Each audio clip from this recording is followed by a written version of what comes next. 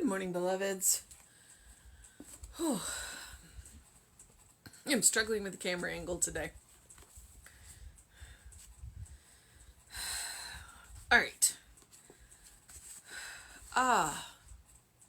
It is wet. It is cold. It's a good thing. We went for a bike ride again today, and it was damp. And then at one point it actually did start raining. And of course it started raining when we were at the opposite end from our house. But by the time we got back to the place where we could have cut back to the house, it had quit. So we finished the ride. I miss running. I do. But biking helps. So, there's always a way around. All right. It is October 28th. Yes, it's October 28th. Our title is I Am Renewed Daily. I think that's a particularly appropriate title considering I'm doing it first thing in the morning. A good sleep will renew anybody. It's the human version of turn it off and turn it on, turn it back on again. Reset.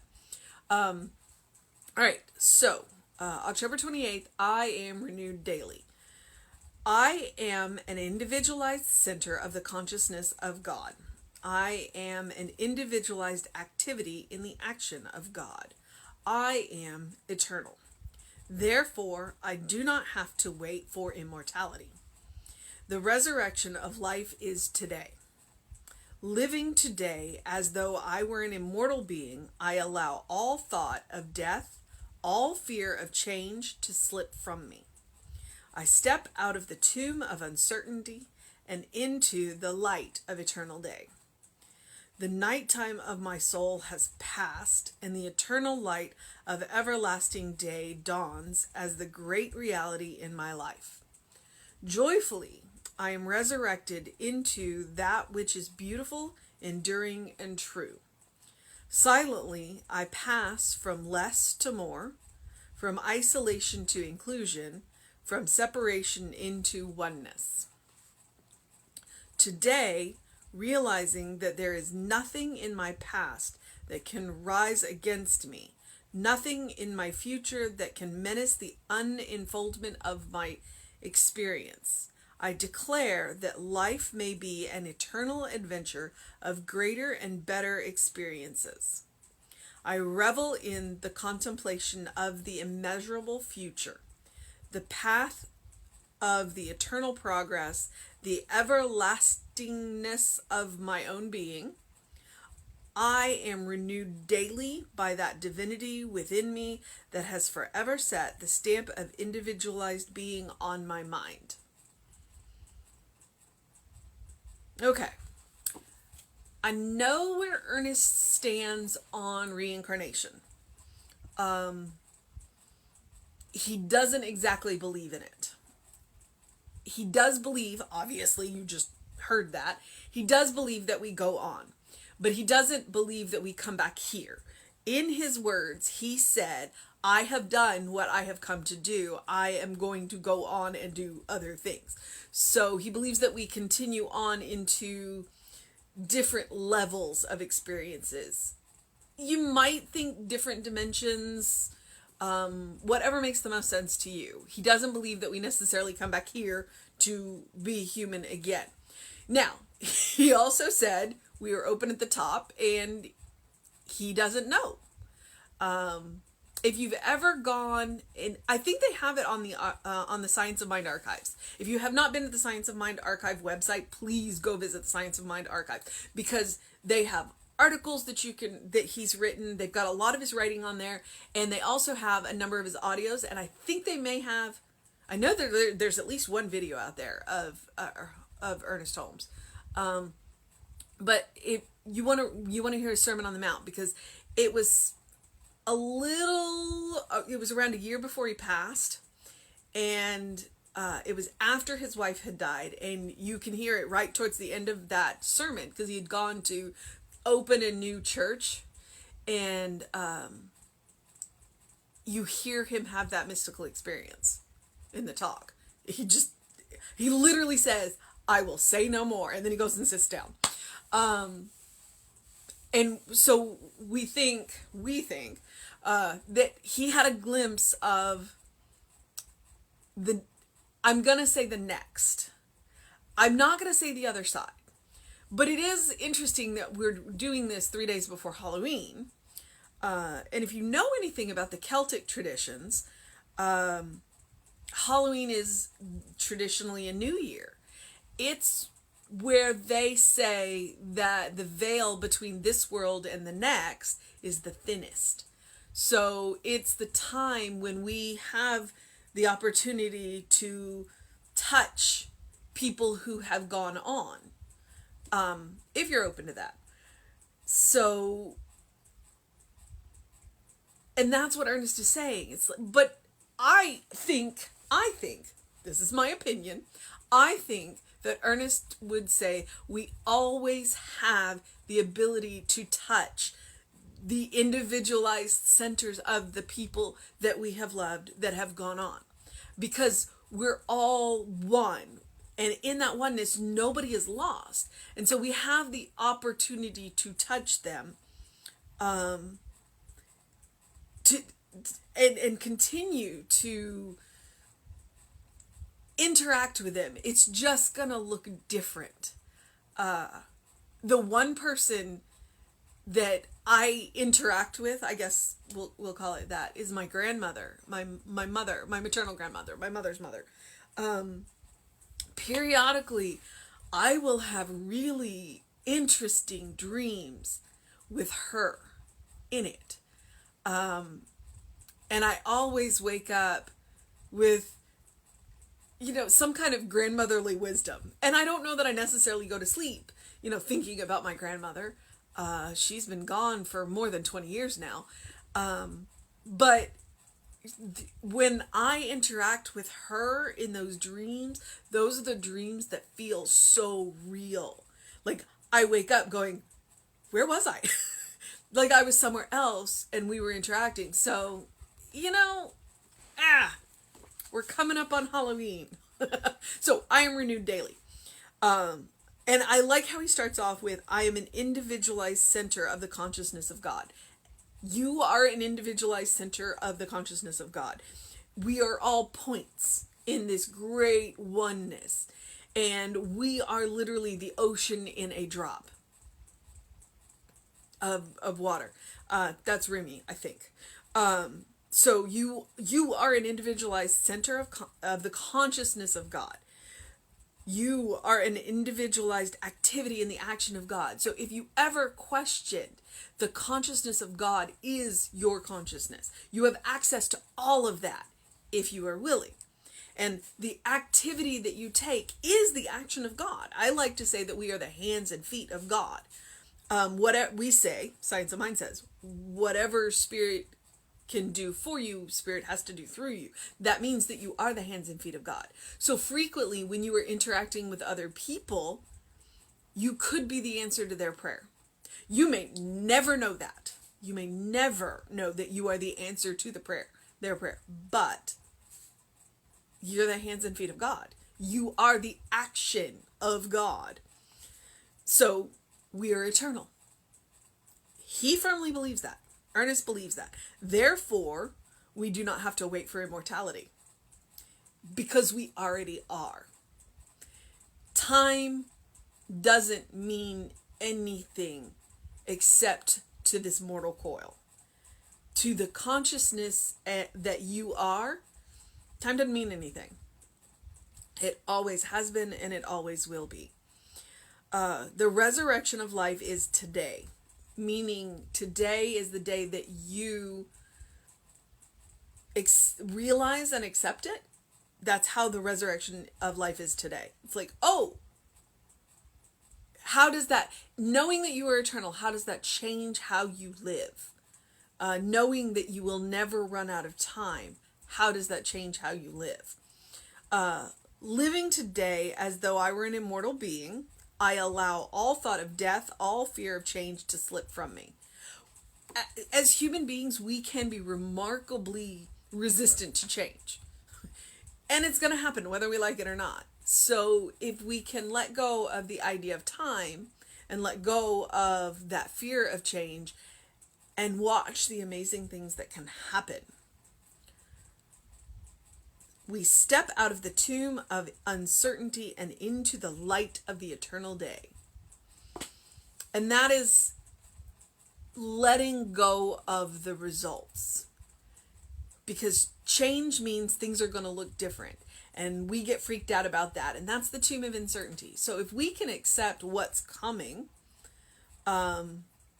because we understand that life trends, that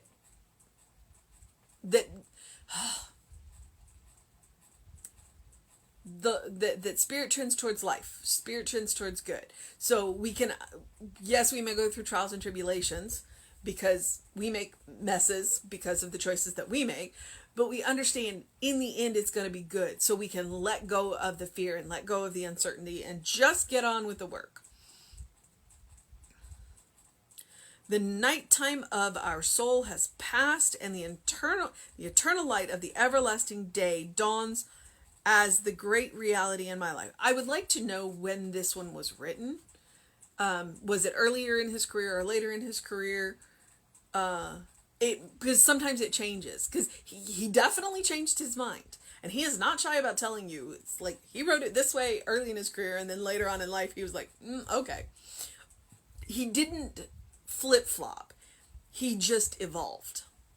And so as you read through his stuff, that's one of the things you'll notice. If you put them in order of, in date order, you'll see where his thinking evolved. Gabby, come here.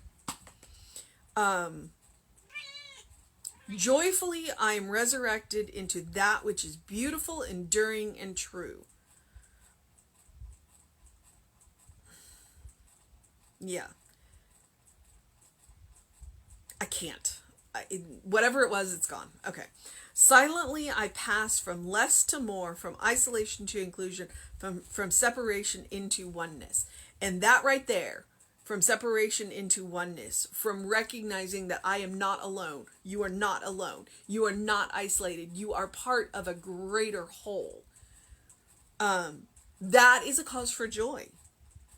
And that is the everlasting day. It's to recognize that Spirit is always with you. Spirit is always around you because you are what Spirit is. You are made up of what Spirit is. Today, realizing that there is nothing in our past that can rise against us and nothing in our future that can menace the unfoldment of our experience. So nothing in our past that can rise against us. That means that the mistakes that we have made, we're not going to, okay. There's nothing that you can do that can prevent you from getting into heaven. But your own consciousness can keep you from that heaven. So if you have made a mistake, then you take the steps and make the amends. And when you have made the amends, then you will recognize that heaven is around you. I think a clear way to say that is a guilty conscience will keep you out of heaven. So if you've made a mistake, then do what you need to do to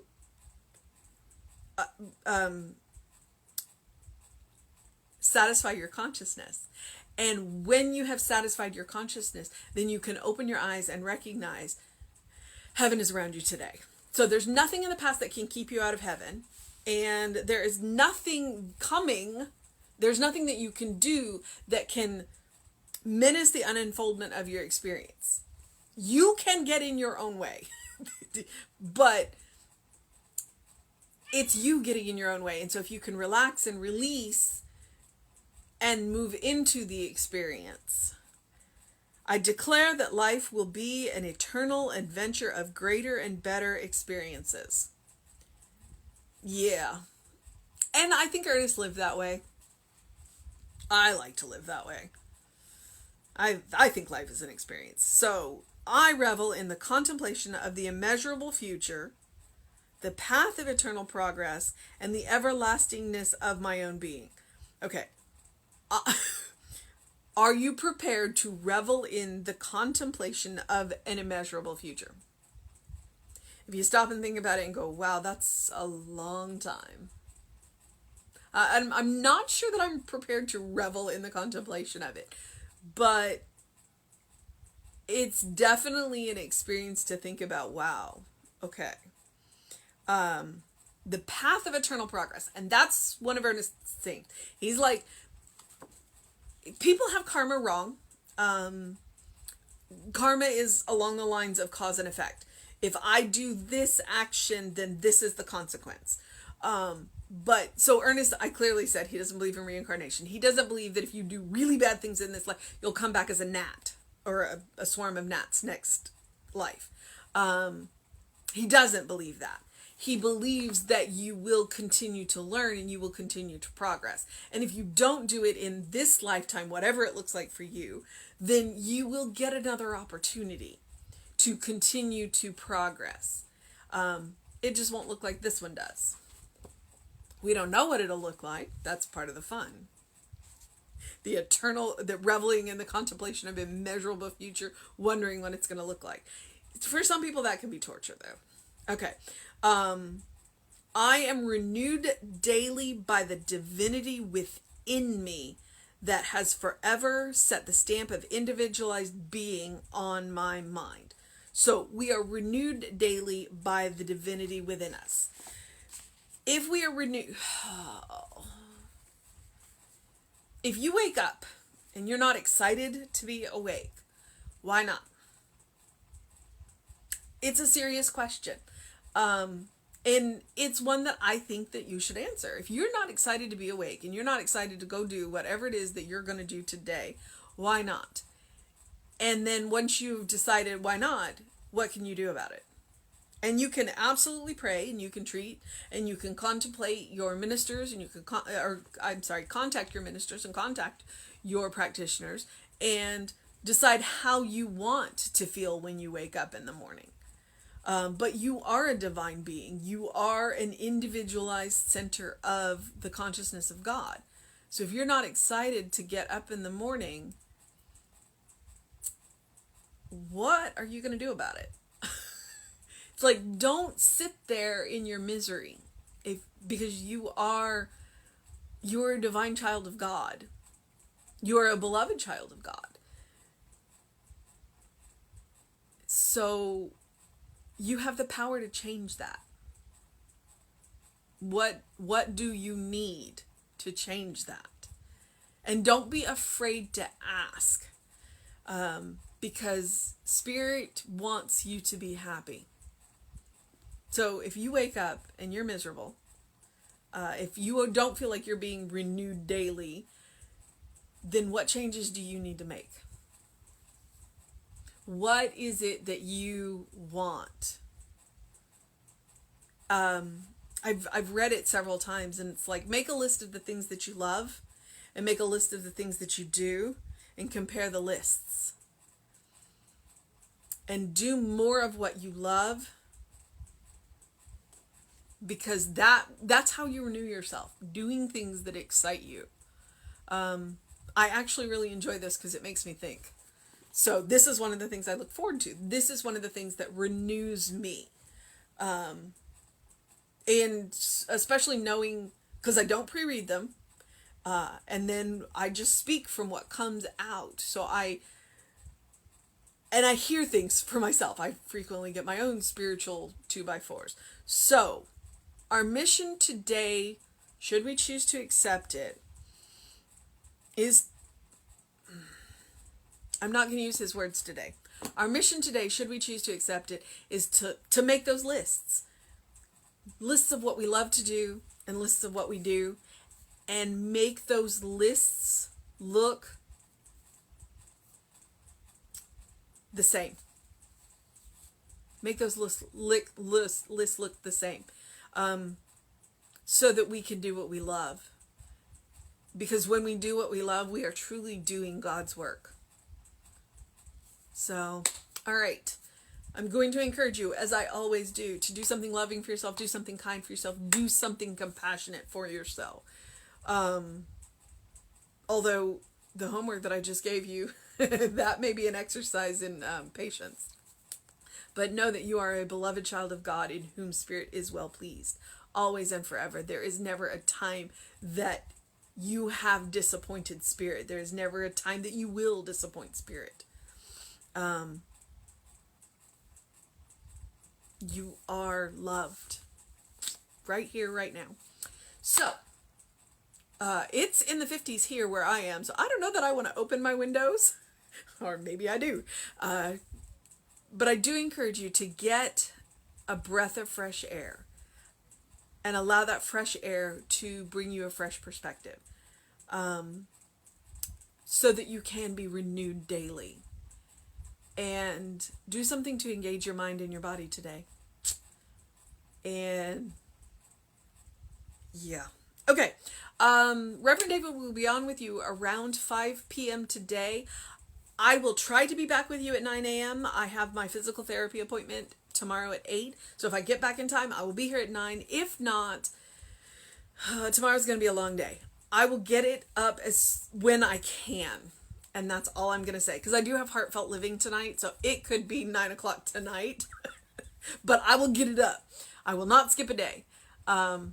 So do what you need to do to have a wonderful day, beloveds. All right? And I would encourage you to have a thought for those people in Louisiana, because Hurricane Zeta is coming. Fortunately, it looks like it's moving fairly quickly, and hopefully it won't get above a cat. Well, I'd love to say not above a cat line. So let's know safety and protection and love for the people in the path of Zeta. So, all right, beloveds, have a wonderful day.